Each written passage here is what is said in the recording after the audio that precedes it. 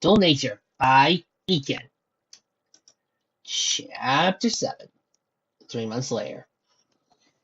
Captain Reynolds leaned as far back as the bar stool he was sitting upon would allow. It had been a very good day so far. Up at dawn to take the Tranquility out for a few hours of sailing, then a visit to the local clinic to continue his physical therapy. His horn was healing well, and he almost remastered basic telekinesis. The doctors assured him he was making excellent progress, and, if anything, was recovering faster than he anticipated. Dan left the whole afternoon free for laying on the beach chair with a cheap paperback novel. He had to admit, he used to this. This bar had quickly become one of his favorite regular evening haunts. It's always lively without being crowded, just far enough to mainstream to avoid tourist element. The owner bartender, Thirsty Throats, had a keenly honed sense of which patrons needed sympathetic ear for their troubles, and which ones just needed to be a drink to be undisturbed. Speaking of devil, Thirsty Throats slid a fresh beer in front of him. Compliments of the 2 minutes at the end of the ball. Enjoy. Of course, just because the day had gone so far, didn't mean it couldn't get better. Thanks, Thirsty, Friel said, before losing the beer with his hoof and raising it to the two cute pigasi, who raised their drinks in response with shy smiles. Friel took a deep gulp of the brew and got off his stool to approach them. He took his time hanging over to them, and noticed the pink one with a strawberry blonde mane whispering to get something to her friend, now green pony with a seafoam green mane. He blushed and giggled out of way with supply. Thank you for the beer, said Riles, as he sat down in the bar stool as he left open between them. I don't think I've seen you here before. I'm sure I remember Maris' praise, you two. My name's Reynolds, Captain Riles. Nice to meet you. I'm Cherry Blossom, said the pink one, picking out above Riles' hoof and green before continuing. This is Seashell. You have probably suggested what her key mark is. Charmed, said Riles, picking out above Seashell's hoof in return. The giggled lazily and replied, Likewise, Captain. Are the two of you from around here? Asked Riles, dissuading small talk, as he looked at his beer for another ship. Well, I am, said Seashell. I sell seashells by the seashore. Cherry Blossom is one of my sorority sisters from back in our university days. We try to get her together every year or so for our own little spring break. That's great, said Riles. I'm actually forgetting a lot myself. He tried to lift his beer using his magic as casually as he could, but a sudden stabbing pain in his injured horn made him drop it back to the bar, luckily without spilling the full blood. Oh, your horn, said Cherry Blossom. It's all scarred. What happened to it? Riles winced and rubbed the base of his horn while he waited for the wave of nausea to pass before responding. Well, kind of a long story. And then Princess Luna biked her out of the ring, still wrapped in a net. I knew if I was going to protect my faithful student, who I personally taught everything she could ever need to know about magical combat, I would have to intervene myself.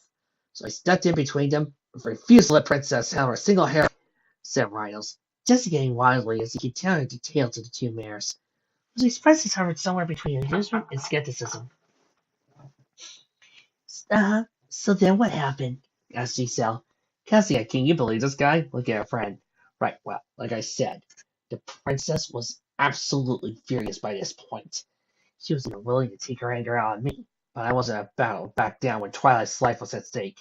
I summoned up the most powerful defense I could muster, blocked her strongest magic. Might have hurt, but my devotion to pure, helpless Twilight burned brightly in my soul. The princess tried not once, but twice to bring me down with her most potent spells. She even managed to crack my horn in the process, but she couldn't take me out before Princess Celestia arrived to put her in her place. The party had been drinking at the table behind them, but stood up suddenly enough to knock over her chair.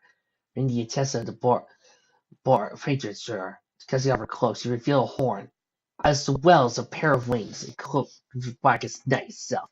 Enough of this! Shouted the Alcor, booming in the world hinterland voice. We shall not tolerate inaccuracies of the telling of thy tale! Two mares come her, and Riles seemed to shock by her outburst. As we remembered, we tried at least 3 times to break thy defences, not 2, before we were able to exhaust thee, shouted the princess.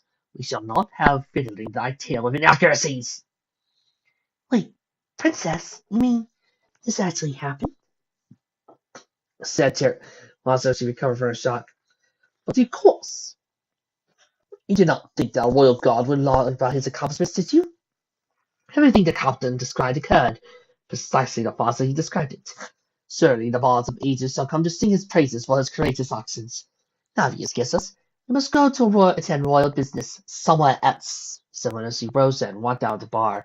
A hooded figure tossed a few bits onto the bar to cover her own drink and slid down after her. Cecil and Cherry Blossom turned to Captain Reynolds, who allowed himself a small smile that released its shock and disbelief. Did I have some message I owe about? I'm on a boat.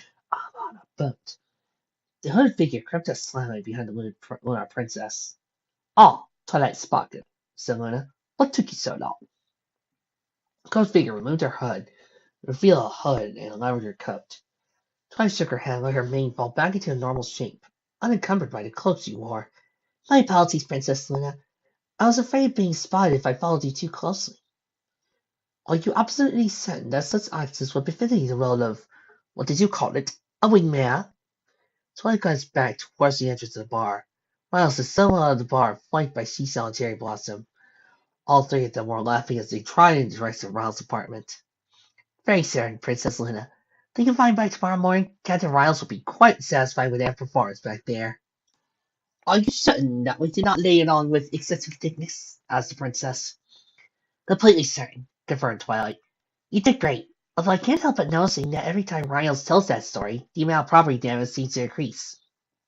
Indeed, I cannot believe that any of our citizens would actually believe that we could reduce a billy to an uninhabitable crater and still continue to give off deadly levels of magical radiation to this day," said Luna as she turned to go. Twilight followed. "You really have no experience picking up stallions at bars, as long as you lived?" asked Twilight. Luna considered the question for a few seconds.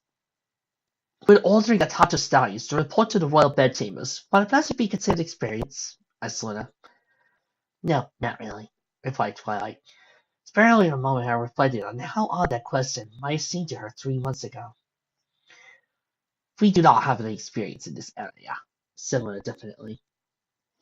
So I followed her to the princess, if it had struggled to return to something like normalcy after their duel. Celestia sentencing her to 6 months as Lou's personal assistant, and I could still feel the gap between them, and the princess's hesitation to share her feelings with her. After Twilight's betrayal, though, it still hurt the unicorn to think of it in those terms. The first few days after Celestia had assigned Twilight to her new duties had been awful. Her very first assignment had been to escort Luna to Celestia's room, where Celestia selected her on the proper treatment of their subjects and defaulted to a 3-hour screaming match between the two sisters. Twilight shuddered at the memory. It was always awful to sit and listen to the argument, but when both arguers had access to the Royal Canterlot voice, Twilight was surprised he was still able to hear anything by the following morning. And somewhere out there is a guy who's complaining about the sisters arguing and saying that the sisters arguing is proof that they do not have any right to be rulers because they argue like sisters and argue like normal people because they act like normal, average, everyday, fallible people. To this I say, to that person who believes that, get a life, grow up, and understand that characters with flaws are much better than the people who are written as godlike, untouchable people. Thank you. You probably also believe that Naruto is in the wrong for being human. To which I say, flip you, go home. For the next 2 weeks, Luna has seemed to resolve to entirely ignore Twilight's existence. Though Twilight spent a full 12-hour shift each day following the princess place to place, Luna refused to directly acknowledge her in any way. Indeed, she seemed to take pleasure in slamming doors behind her so that Twilight had to reopen them to follow her. Or worse, walking out to balconies and suddenly talking to the air, forcing Twilight to find a way to track and follow her from the ground. The first turning point had come when Luna had left her for another morning with Celestia, ordering Twilight to remain in place. After an unhappy half-hour, sitting in the Alcor's office staring at the walls, Luna had returned in a bad mood, followed by 2 servants hauling carts full of people behind them. My sister seems to think that if I have enough free time to challenge commoners to duels, I have enough time to overhaul the entire equestrian tax code. Out of 740,000 pages of it, said Luna barely. Twilight was unsure how to respond, or even if Luna was trusting her at all, so she decided to remain silent for the time being. The next 2 hours were spent watching Luna, hunched over her desk, firing to herself as she tried to keep track of the more mathematical formulae inherent in Ace's finances. The more she read, the more frustrated the princess seemed to become. Carry the 37 minus 10% of the difference, so that would be 35 times 23, Luna sounded in frustration. 805, said Twilight, before she could think any better of it. She realized her mistake and covered her mouth with her hoof. I'm so sorry, Princess. I didn't mean to interrupt your concentration. Please forgive me. Luna opened her mouth to yell at Twilight, but then sighed thought there of it. No, you're right, Twilight. That is the correct answer after all. You just get so frustrated when we have to deal with your kind of formula for the compounded interest. We didn't mean to take it out on you. Twilight furrowed her brow. The Gymkhana formula? Why didn't you use the buskin method instead? Luna slammed her hose down the desk. Yes, thank you. That's what we've been wondering this entire time. She waved her eye over. Look here. Look at how these idiots in the treasury have been doing these calculations for the last 3 decades. An hour later, Celeste came out to check on her sister's progress. Part of her regretted assigning her sister to sort of menial busy work. And after remembering how cruel she forced herself to be towards her most faithful student, she hardened herself and thought better of it. Even though Celeste knew she had to be seen publicly supporting her sister and fellow princess, there was no reason to let her off the hook in private. Besides, her sister had been clamoring more responsibility since he had returned from the moon. Be careful what you wish for, dear sister, Celestia thought grimly. This might be granted to you. Still, the entire equestrian tax code?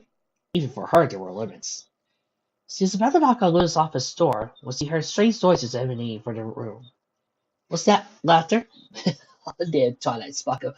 Please stop. Besides, we cannot breathe. And then, the second accountant says, that's not depreciation formula, that's my wife! Both voices burst into a fresh round of hysterical laughter. Princess Celestia allowed herself a small smile, before leaving to inform her treasurers that the new tax code may take more a few days to draw up than she originally anticipated. Twilight had arrived to her duties the next day in a happy mood, hoping that maybe Luna was ready to forgive her entirely for her actions during the duel. Unfortunately, the Alicorn seemed to have hardened her heart once again, and returned to barely acknowledging Twilight's existence. Still, she had at least stopped slamming doors in Twilight's face, which Twilight considered to be some small degree of progress. The worst part of this punishment, Twilight was coming to realize, was the raw and all-consuming boredom that accompanied it. Her suspension from the academy meant she no longer had access to the school's library, since she now spent 12 hours a day standing at attention or following the Lunar Princess from one part of the palace to another. She didn't nearly have enough time to read anyway. An hour or two with her text back in the tiny little room she had been assigned to in the servants' quarters wasn't nearly enough for a voracious bookworm like herself. That's why what Luna had prepared for her on the 1-month anniversary of her summons came such a pleasant surprise. The other day, it's why I expected nothing more than a boring assignment like watch the door, fetch me something for the kitchen, the likes of which had become her daily routine. But it seemed like today was different. Hello, Twilight Sparkle. Our sister feels that we should become acquainted with the modern popular culture. To that end, she has given us a daring new novel, and requested that we read it. However, we find ourselves bogged down in reports and other official business. We're hoping you would read it and write us a report on. Before Luna could go any further, she was startled by the lavender fleur that streaked past her and pounced on the book in question. Of course, Princess, I'll get on that right away. Thank you for deciding me, so to see you later. Bye! Said Twilight as she darted out the room with her prize. In minutes, she located an out-of-the-way corner in an unused but well-lit room, deep within the castle, and made herself comfortable. She completed the book by sunrise, and settled back into her room, exhausted, but more satisfied than she felt in weeks.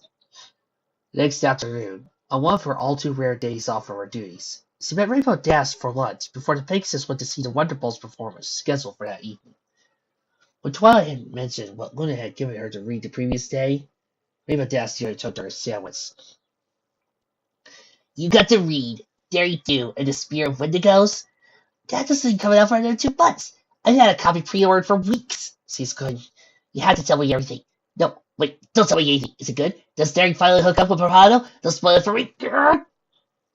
I guess the publisher sent the palace a few advanced copies, Twilight said casually. It was pretty good, I guess. You beat up a princess, and they punish you by letting you read the book I've been dying to get my hopes on for nearly a year. And I press Celestia, like, right now. Can I get on this too? Asked Rainbow Dash. It's only too early for Twilight's taste.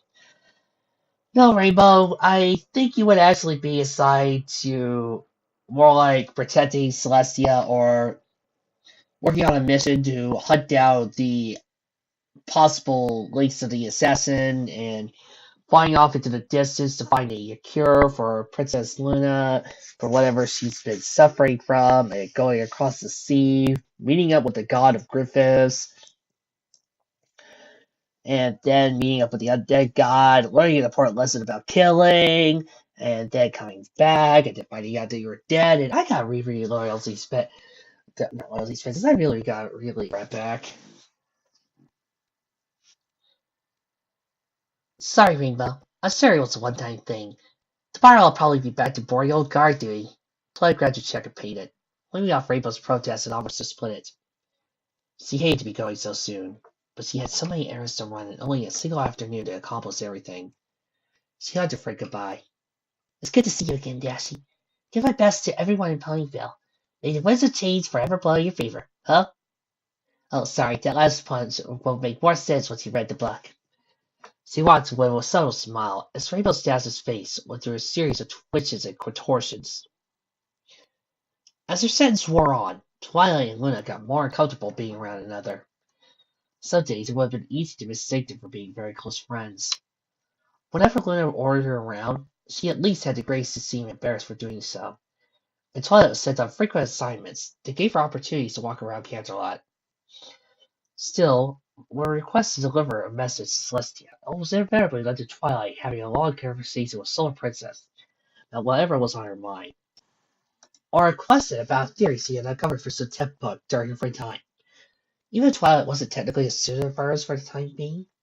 Celestia seemed almost as excited about the conversations as Twilight was. Still, there were setbacks as well. One day, about 2 months after the beginning of her servitude, Twilight showed up to Luna's room, only to find the princess crying under her pillow. Without thinking, she had dashed up to her and asked her what was wrong.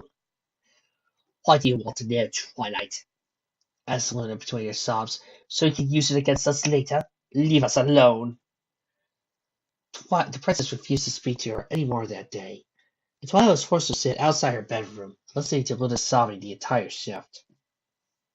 A few weeks after that, when Luna had suggested a trip down to Pensacola to visit Captain Reynolds, Twilight eagerly agreed to accompany her. She only got to see him once before he left the infirmary. The reunion had been a happy one, and the three shared a very low-key dinner at one of Reynolds' favorite restaurants. Luna's identity hidden behind a mercenary persona to avoid attention. They swapped stories and caught up with the events in Terrace's lives and the memorable friends. The unpleasant shared past temporarily forgotten. All this had led up to Luna and Twilight walking along the streets of Pensacola late at night, wending their way back to the hotel, where a stack of paperwork awaited Luna's attention. Far from the capital, granting no reprieve from the endless deluge generated by the palace birdcats. He didn't realize being observed by a shadowy figure on a nearby rooftop development. Why was the princess here? Why now? Did she know? Countermeasures would have to be implemented. Siberians had formed. This could ruin everything he had worked for so long to accomplish. Princess or not, no pony would interfere with their plans. This additional complication would be dealt with by whatever means necessary. Chapter 8. Luna Trolls and Archaeologists. Luna and Twilight emerged from the hotel room into the bright morning sun. Twilight yawned, even though she had grabbed a few hours of sleep while Luna had been working on paperwork. She was still pretty beat. She felt a slight twinge of jealousy that her companion functioned just fine on an hour or two of sleep in the mid-afternoon. Where to now, Princess? She asked. Luna thought for a moment. If we remember correctly, Captain Reynolds stated that he would begin attending an unusually lengthy therapy session on this morning. However, we have heard that the Smithsonian Museum has just opened up a new exhibit. Perhaps you would like to accompany us there. A museum. Twilight's eyes lit up as she nodded vigorously at Luna's suggestion. We've even seen this direction. Come along. Twilight and Luna walked through the street. Luna greeting a passerby and made small talk on the way over while Twilight stayed alert, scanned the streets for any pony that might be a threat. The fact that Luna stood out from the crowd and drew attention wherever they went made her task undoubtedly stressful. Every pony wanted to come up and bump her hoof or gush about greeting the new princess, studying every one of them for body language or movements that might indicate they were aggressive, making a snap decision as to not they would be trusted within the span of a second was draining. She was happy to finally reach the museum without incident. It was the major downside traveling with Luna as a personal guard. The streets of Pensacola were gorgeous, lined with colorful stalls and merchants selling local treasures to tourists and local ponies. Palm trees had been planted in the middle of the wide thoroughfare, and their big broad leaves are a shady refuge from the heat. If she had been traveling alone, or with her friends, she would enjoy taking in the local killer or browsing the local stalls. As things stood, she couldn't let her attention wander for a moment. As crazy as the idea of a pony trying to attack the princess seemed to her, Luna was trusting her to be villainous, and Twilight had no intention of letting her down. A huge banner hung above the main entrance. New this month at the Smithsonian. Come and discover the lost treasure of the Ouroboros, it declared. The side of the building went to be under renovation as well. The stonework near the top of the building had been partially disassembled and covered with scaffolding. The two walked to the main lobby. Twilight paused as they passed from bright outdoors into a more dimly lit lobby of the building. Welcome to the Smithsonian Institution, said the attendant at the information desk. Wait, Princess Luna, I wasn't told you were busy today. Twilight recognized the very early stages of a panic attack in young blue mare. Billy more than a filly really, of a cutie mark to Pentagon information platform. After much of Luna's service, he come to realize how quickly most ponies would panic if they thought they disappointed the princess in one of the most viral ways. Liz decided to lock herself away in the palace for most of the time, rather than always dealing with that, and made a bit more sense to her afterwards. Fear not, we are not here in any official capacity. What is thy name? My name is Fact-Check, Your Highness. It's a delight to meet you. Likewise, we are most pleased to make thy acquaintance. We heard your wonderful new exhibit and wish to come by and view it. Your about exhibit? Why, yes, of course. I'll go get the curator who put it together right away. I'm sure he would love to give you a tour personally, said Fact-Check, overflowing with enthusiasm as he picked an opportunity to atone for her imagined sight. There's no need for that. If we do not wish to be a bother, it's not a bother at all. I'm sure the curator will assist as soon as he meets you. In fact, let me take over his office right away, said Fact-Check. Luna looked down at Twilight, who just tried. There probably wasn't a graceful way out of the situation without at least meeting the curator. Might as well go along with it for now. The two of them were led through the halls of the museum, Twilight casting glimpses of other interesting exhibits as they went. She knew she was lucky enough to have this chance to meet the curator. She also kind of wished she could linger over the exhibit on ancient prints and typography. Just for a few hours. That kind of thing wouldn't be rushed if you really wanted to appreciate it. Fact-Check stepped in front of the office door and patted on with her hoof. Professor Secrets, she called out. Will you come up here, please?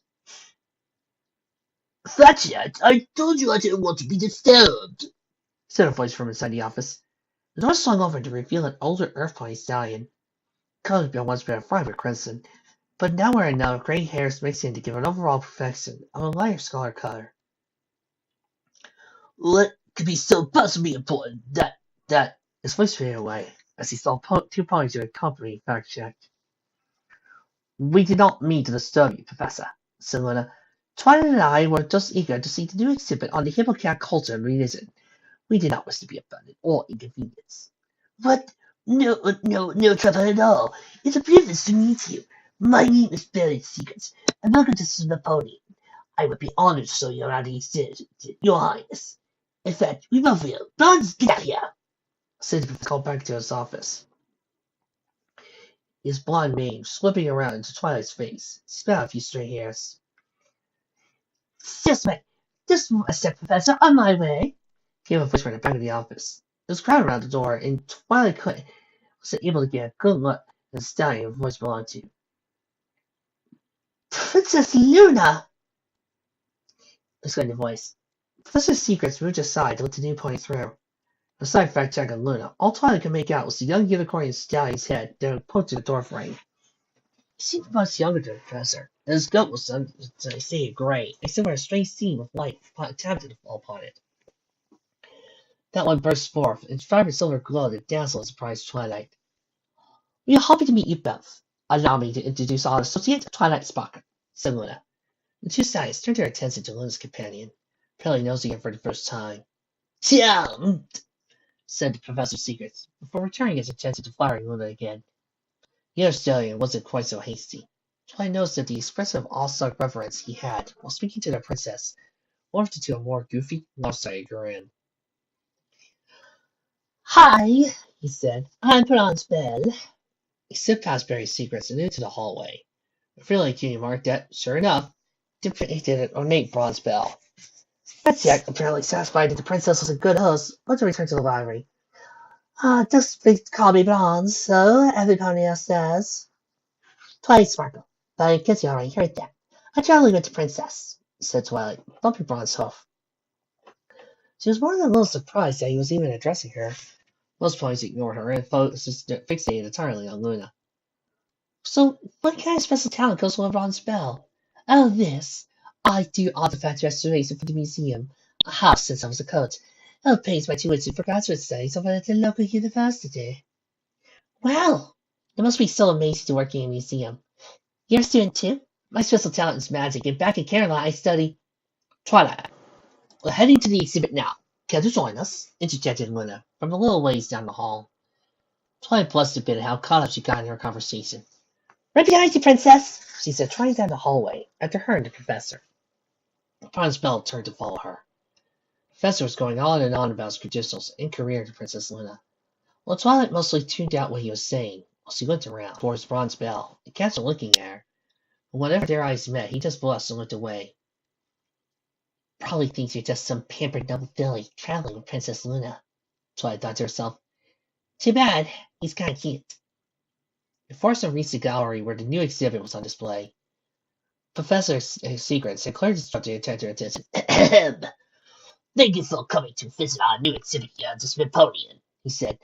"A story of Ouroboros the Sea Serpent. This one that pervaded the hippocamp culture throughout the ancient era. Legends speak of him as a great beast that would raid their villages and attack their ships, stealing away their wealth and devouring their people. However, the scene seems to have stopped when the fishing village made contact with the kingdom of Equestria. At that point, the elaborate cultural myth of Ouroboros broke down as trade with Equestria increased.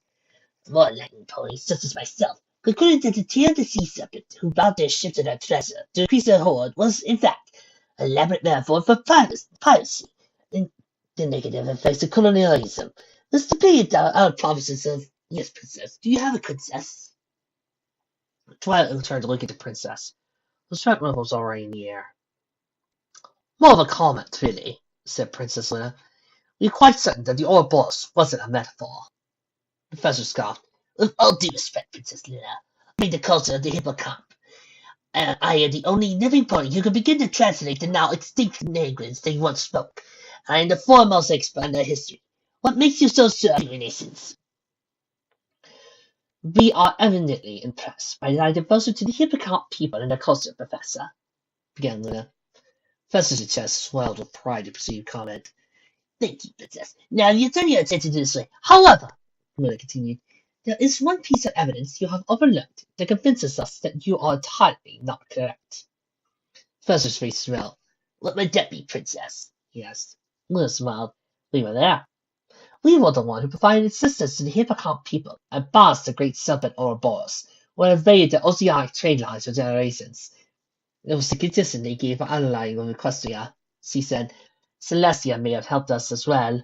She muttered as an afterthought, waving her hook decisively.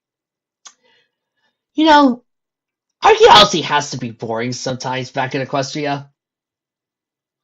I mean, unless it's anything before, you're certain that it's before Celestia and Luna were born, they're going to have a hard time trying to dismiss it. I wonder what this ancient text says. A princess!" The professor was momentarily rendered speechless, but recovered a moment later. That's quite a tale, but since nobody can read the ancient written record the Hippocamp left behind before their language died out. We can read Hippocamp, said Luna. Speak it too.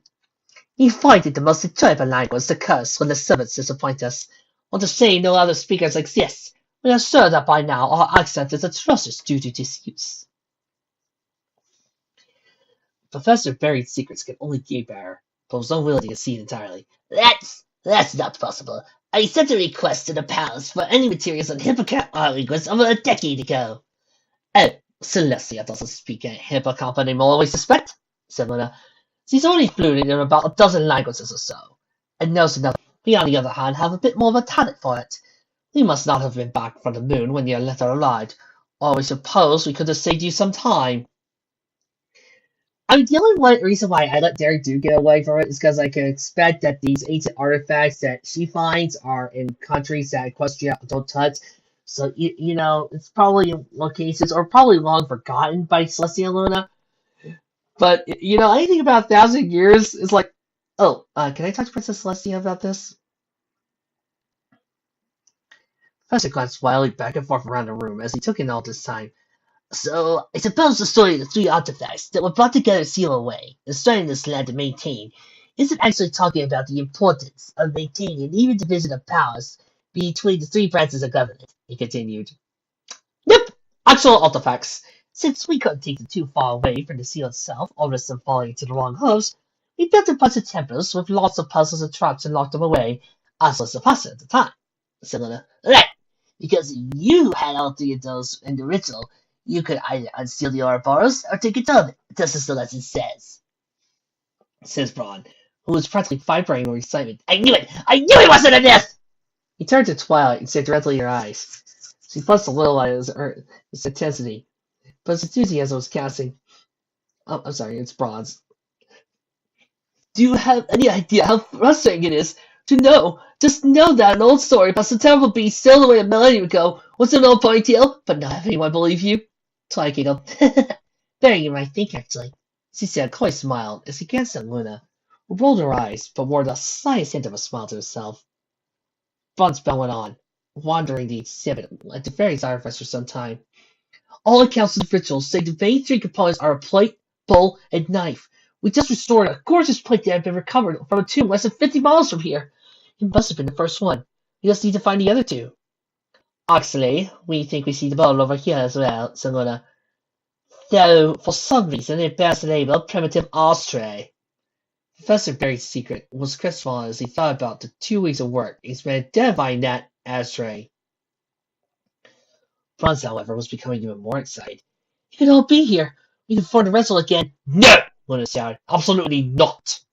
She took a deep breath, trying to calm herself. We will not permit that. The episode represents an extraordinary risk to all Equestria. It would undo the seal that has held the great serpent at bay for 1,500 years. We made a very deliberate choice when we created it.